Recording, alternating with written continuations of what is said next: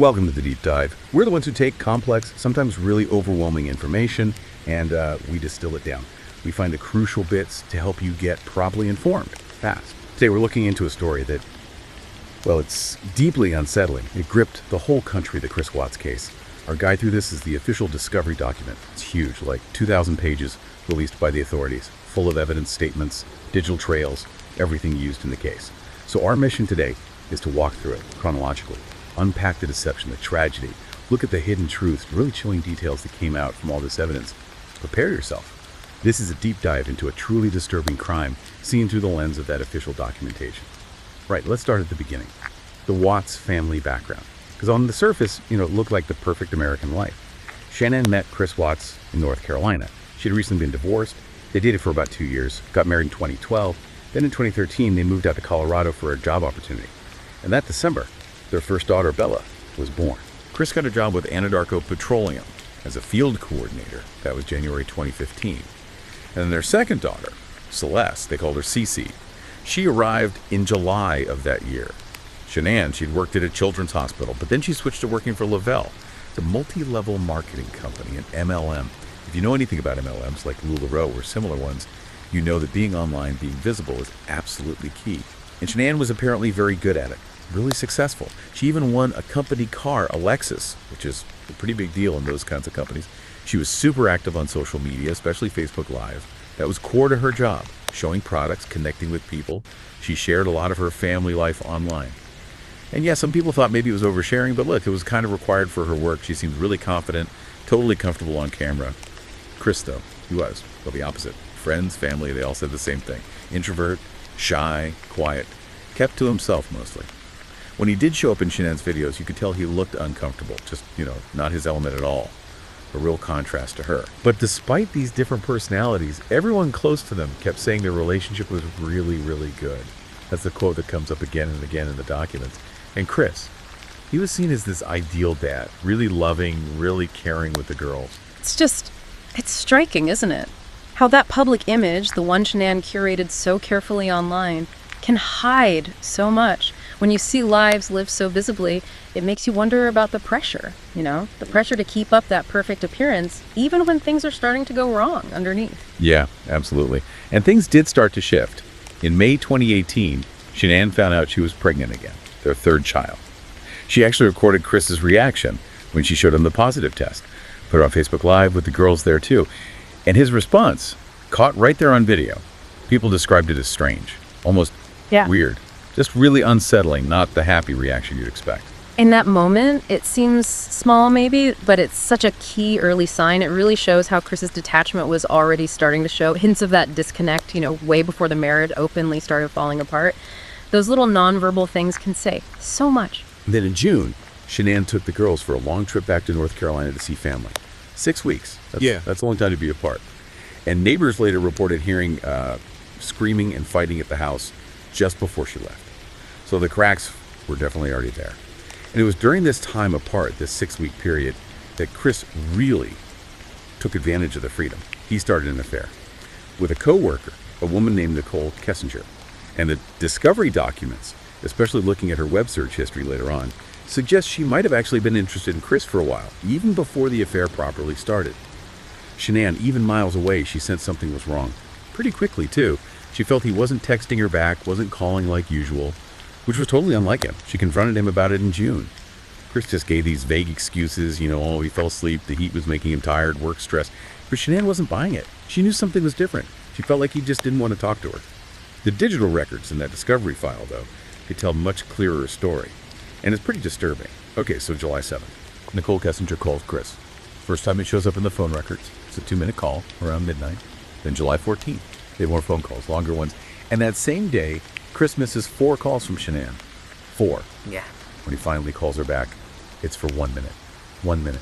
The records show he was out with Nicole Kessinger that day at a car museum. Around this time, Shanann's texting a friend, saying how distant things felt, how Chris didn't seem to desire her anymore like he used to, just heartbreaking.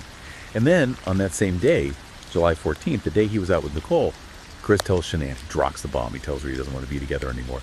And then, just devastatingly, he says he did not want the baby. Shanann is, understandably, desperate.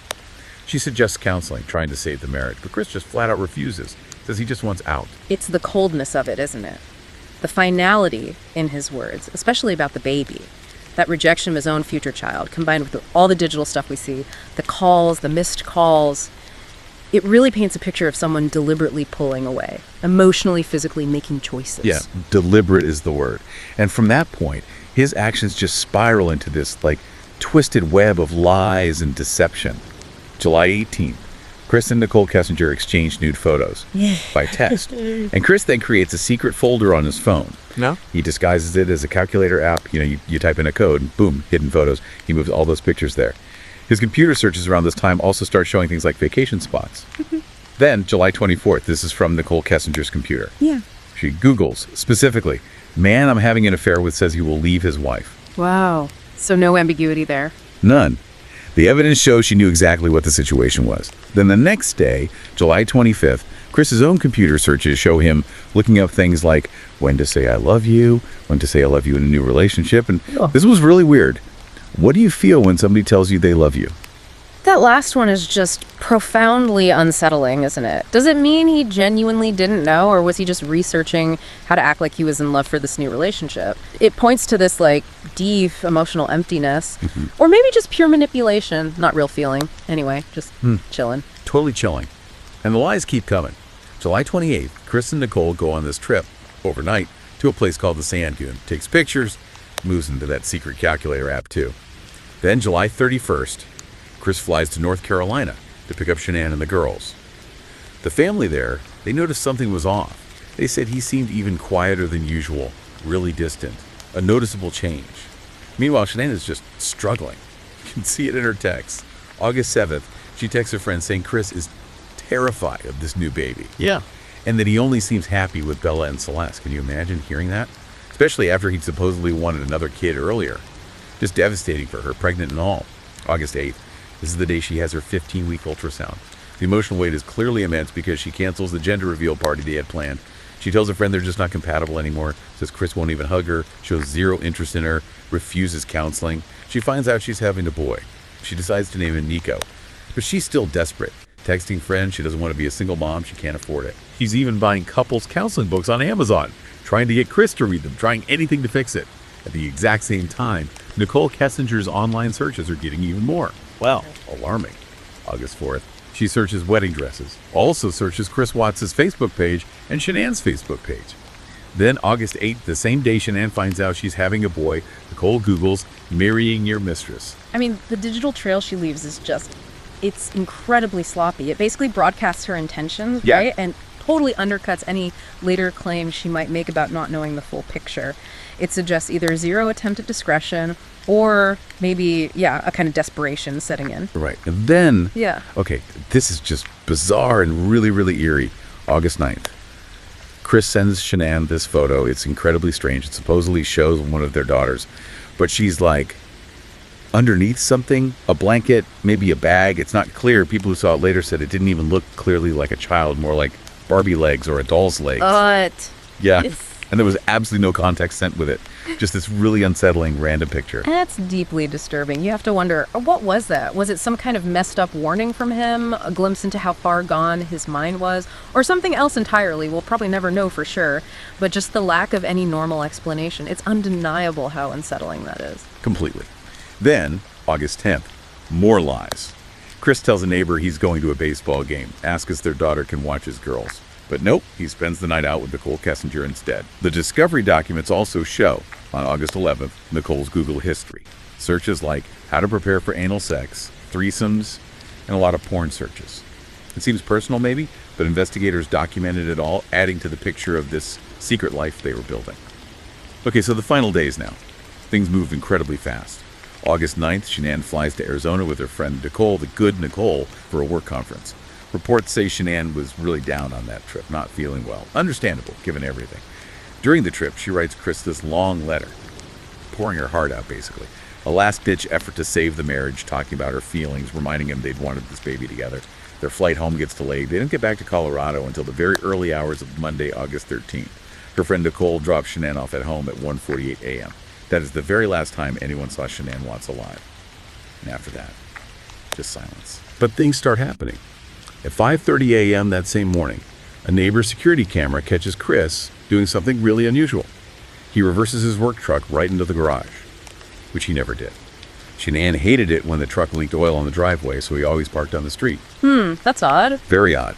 Then the camera shows him making 3 trips back and forth, loading something into the truck. It looked like bags, maybe. The footage isn't super clear. It was raining, but you can see the movement. Then, at 8:30 a.m., still Monday morning, Chris calls the girls' school. He unenrolls Bella and Celeste, says they won't be coming back. Later that morning, Shanann's friend, the good Nicole, remembers Shanann had a doctor's appointment that day. She texts her, gets no reply, starts to worry. She drives over to the Watts house, knocks, no answer, tries the front door, it's locked from the inside, but when she tries the handle, it triggers their doorbell camera, sending an alert straight to Chris's phone. Chris texts Nicole back, claims Shanann mentioned something about going on a play date. But Nicole looks in their garage window. She sees Shanann's Lexus parked right there, and crucially, the girls' car seats are still in it. Yeah. Nicole knows instantly Shanann would never take the kids anywhere without those car seats. Never. Chris then calls Nicole, and his tone changes. He tells her, pretty harshly, to leave the property, stop trying to break into my house. And then he says pointedly, do not call the cops. Don't get them involved. But Nicole is way past that. She's seriously alarmed now. She calls Shanann's doctor's office, confirms she missed her appointment. Then, feeling something is terribly wrong, she calls the police. Requests a welfare check. When the police get there, they can't just go in. They need Chris's permission. The officer calls Chris, asks for the garage code, asks if they can enter. Chris claims the code isn't working. When Chris finally shows up, witnesses say he walked in slow-mo. Like zero urgency, zero panic, even with police there and his family missing. Police do a search of the house. At first glance, nothing seems majorly wrong, but 2 things stand out immediately. 1, Shanann's phone is found wedged down in the couch cushions, which Nicole immediately says is wrong. Shanann always had her phone. 2, the bed sheets are missing, from the master bedroom and from the girls' bedrooms. Just gone. Chris's initial story to the police is that Shanann got home, they talked about separating, had an argument, an emotional conversation, he called it, and then he left for work around 5:00 a.m. He then agrees to do an on-camera interview with a local news station, appealing for their return. That interview, it becomes infamous. Shanann's mom apparently didn't want him to do it, but later said she was glad he did, because, in her words, Chris was a terrible actor. He does this weird little smirk, this soul snicker, someone called it. He seems to almost laugh slightly, doesn't shed a single tear. His whole demeanor just feels completely wrong for a distraught husband and father.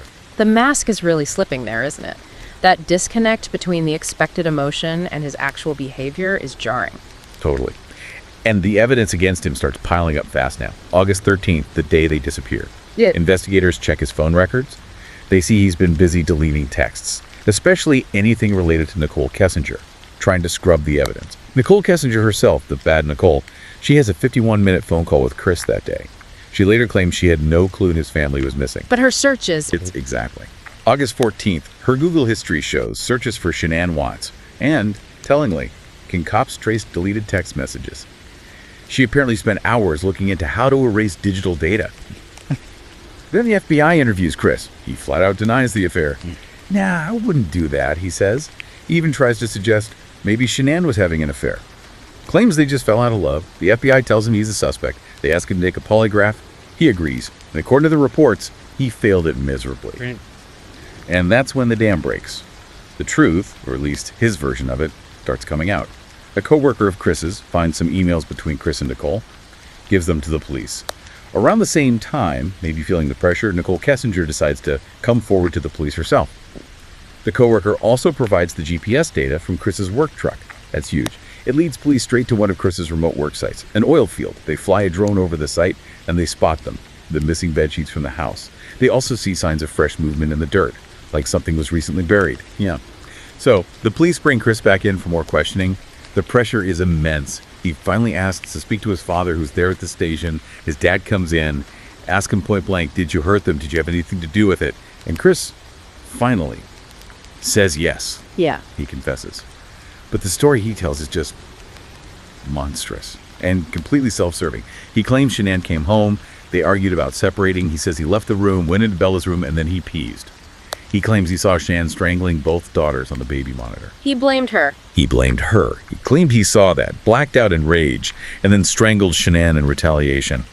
He then described loading their bodies into his truck, which fits with the neighbor's camera footage, driving them out to that oil work site. He said he buried Shanann in a shallow grave there.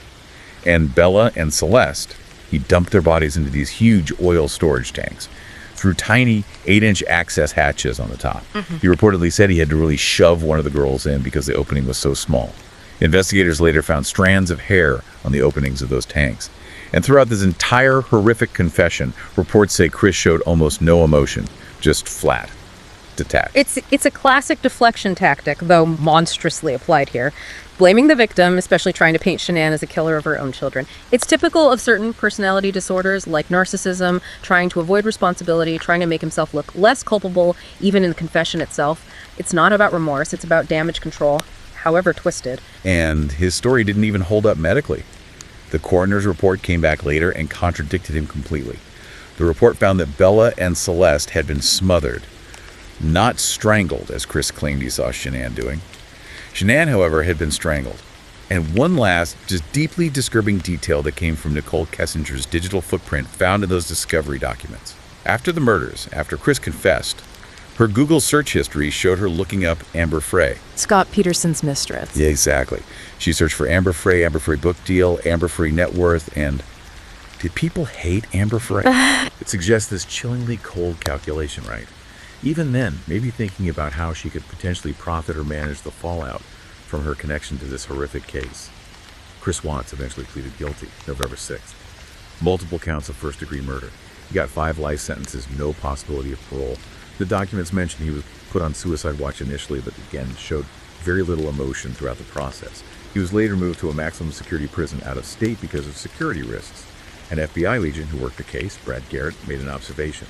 He noted some patterns they see in what they call family annihilators, people who kill their whole family, often white males, often in their 30s.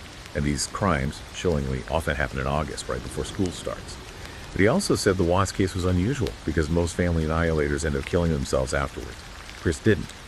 So this deep dive into the Chris Watts case, it's just a terrible reminder, isn't it, of the darkness that can hide behind what looks like a normal, even perfect life. Going through those 2,000 pages of discovery, the texts, the searches, the statements, it really lets you peel back the layers on just a horrifying sequence of events.